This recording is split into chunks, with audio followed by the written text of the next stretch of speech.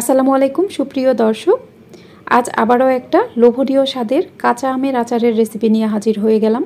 এই আচারটি খেতে হবে অনেক বেশি মজার এবং এটি বানানো খুবই সহজ। আশা করছি আজকের রেসিপিটি আপনাদের কাছে ভালো লাগবে।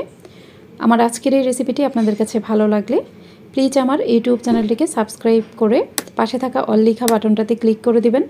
আর ভিডিওটি যারা ফেসবুক থেকে দেখছেন তারা আমার ফেসবুক পেজটিকে লাইক ও ফলো দিয়ে রাখবেন। এই আচারটি তৈরি করার জন্য আমি এখানে 1.5 কেজি পরিমাণ কাঁচা আম 4 ফালি করে কেটে নিয়েছি। প্রত্যেকটা আম 4 ফালি করে কেটে নেওয়ার পর প্রত্যেকটা ফালিতেই আমি এরকম দাগ কেটে নিয়েছি। এভাবে দাগ কেটে নেওয়ার ফলে আমের ভেতরে মশলাটা ভালোভাবে ঢুকে যাবে। আর আমগুলো আমি খোসা সহই নিয়েছি। এবার এই আমগুলোতে কিছু মশলা মেখে ম্যারিনেট করে রাখবো। প্রথমেই দিয়ে দিব 1/2 চা চামচ পরিমাণ হলুদের গুঁড়া, এরপর দিব 1 চা চামচ পরিমাণ মরিচের গুঁড়া, এরপর আমি এখানে আচারের জন্য স্বাদ অনুযায়ী লবণ দিয়ে দিব। এবার বাটিটা এভাবে ঝাঁকিয়ে আমের সাথে লবণ ও হলুদ মরিচের গুঁড়াটা ভালোভাবে মিশিয়ে নেব। আমের সাথে মশলাটা ভালোভাবে মিশিয়ে নেওয়ার পর আমি এই আমগুলোকে রেস্টে রাখবো প্রায় 1 ঘন্টার মতো। এই কেটে নেওয়া আমগুলোকে 1 ঘন্টা রেস্টে রাখার পর আচারের জন্য একটা মশলা রেডি করব।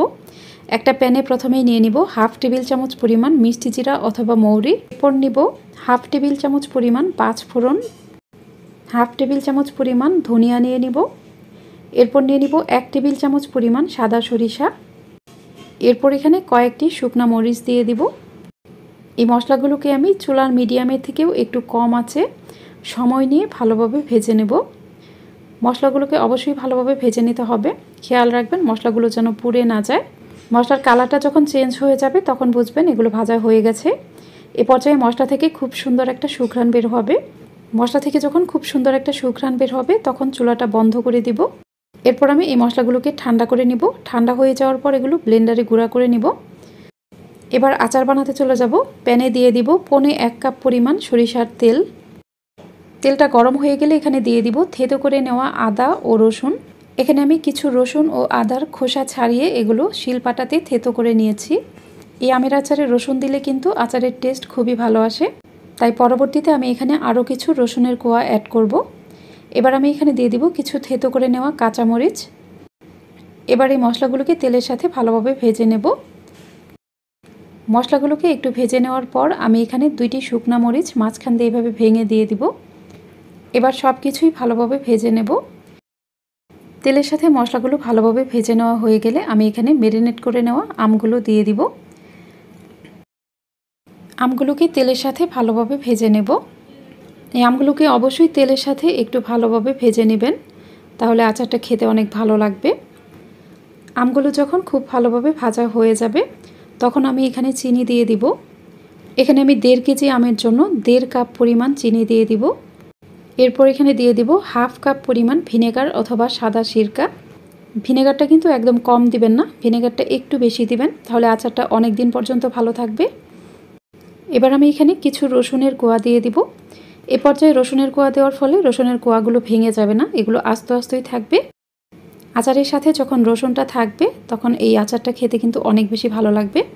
তাই অবশ্যই এখানে কিছু আস্ত রসুনের কোয়া দেওয়ার চেষ্টা করবেন।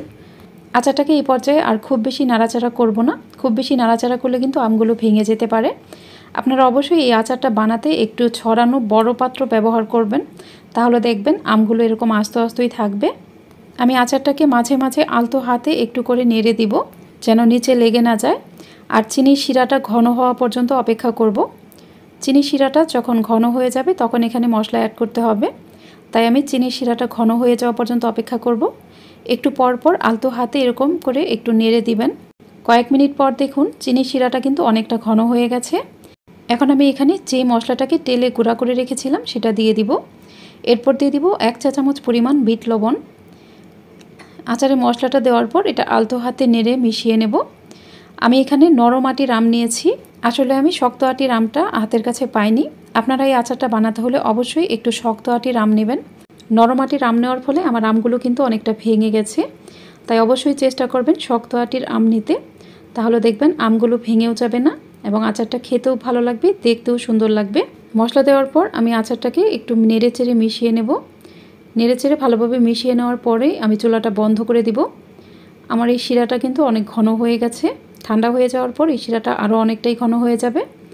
মশলা দেওয়ার পর খুব বেশিক্ষণ আচারটা রান্না করা যাবে না। মশলা দেওয়ার পর একটু নেড়ে মিশিয়ে নেওয়ার পরেই কিন্তু এটা নামিয়ে ফেলতে হবে। আশা করছি আজকের রেসিপিটিও আপনাদের সবার কাছে খুবই ভালো লেগেছে। যদি ভালো লাগে তাহলে অবশ্যই আমার ইউটিউব চ্যানেলটিকে সাবস্ক্রাইব করে পাশে থাকা অল লেখা বাটনটাতে ক্লিক করে দিবেন। আর ভিডিওটি যারা ফেসবুক থেকে দেখছেন তারা আমার ফেসবুক পেজটিকে লাইক ও ফলো দিয়ে রাখবেন।